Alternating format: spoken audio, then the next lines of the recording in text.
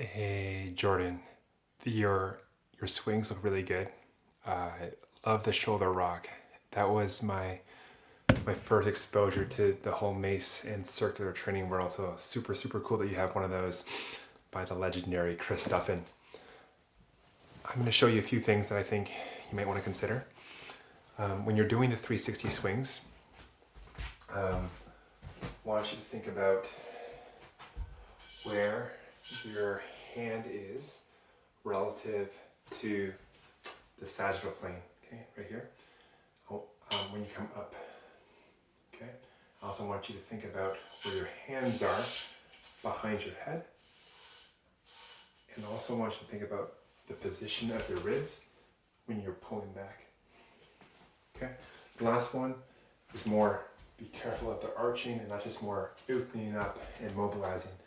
Try lat, getting comfortable here, all right? But the other two, I think, will be helpful for you. So when I'm swinging, I'm going to show it here if I can show in slow motion.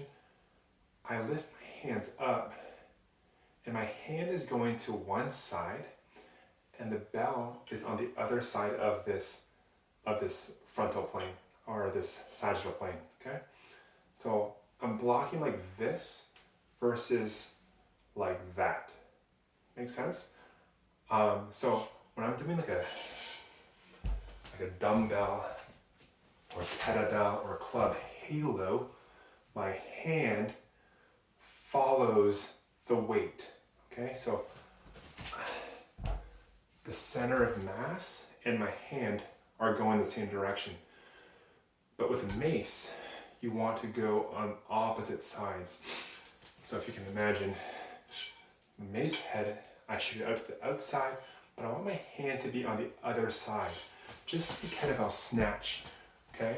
When I'm shifting my weight and shifting balance, a lot of it is about shifting the weight from my heel to my toe and all sorts of stuff, sideways, whatever.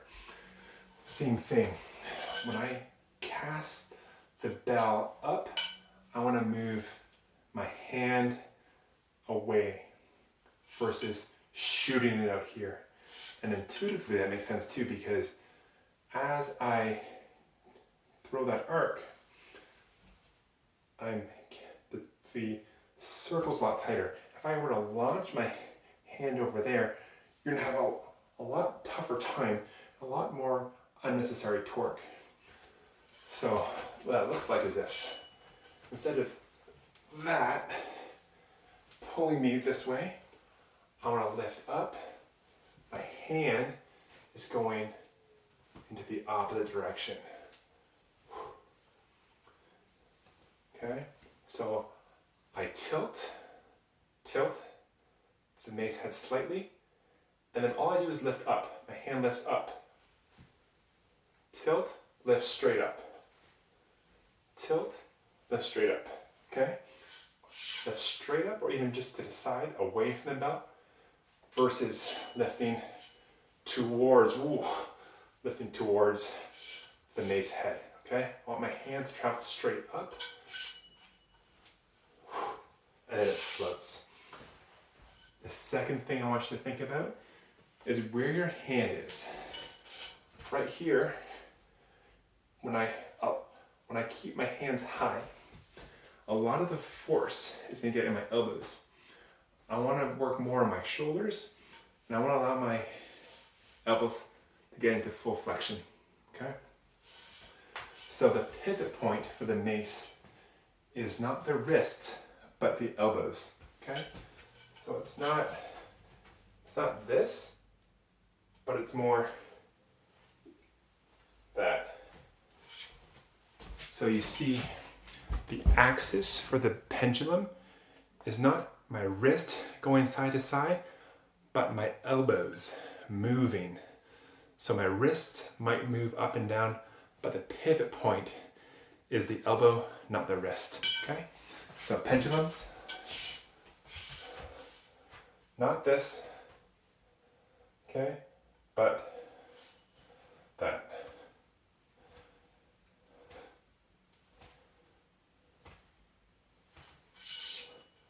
So at the bottom of the swing, my hands are hidden behind my head versus up top here. So this probably goes without saying, but I'm going to share with this anyways. I like to really prep my trilat area before doing a lot of mace swings. I like to hold the stretch position. You're a data guy, so you'll know that when you are holding, say, like this is a 6 kilo mace, at the bottom of the swing though, the force is 3 times that weight because of physics, okay? So you really want to prep this area, stretch. You're probably fine, you're really strong anyways, but I like, especially if I'm working with people, and I know as a coach, it might be helpful for you as well. I want to just get a little bit of load, a little stretch, and then also both my hands, and I also want to like to kind of do some mini climbers, kind of prep the triceps, the joints, that area, and warm that up, and any other shoulder mobility work you like. Okay, that was a fairly long response. Hope that was helpful. Let me know if you have any more questions. Keep working on that nice swing. I want a nice cast, and then when I pull, I want a very efficient pull. So if I pull too early, it's gonna look jerky. Yeah, so this is a bonus point. If I pull too early, it looks like that. I want it to float all the way up before pulling down. Whoops.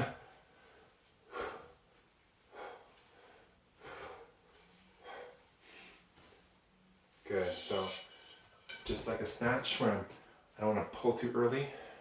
I want to be patient with that mace bell, let it float all the way up, and then pull down. Okay, so 3 main points. When you lift, don't lift towards the mace bell, but lift straight up or slightly to the side. Point number 2, when you come behind, have your hands tuck behind. So practice this bottom position, get comfortable. Also a great way to open up that trilat, get more open than overhead position. Watch the rib flare.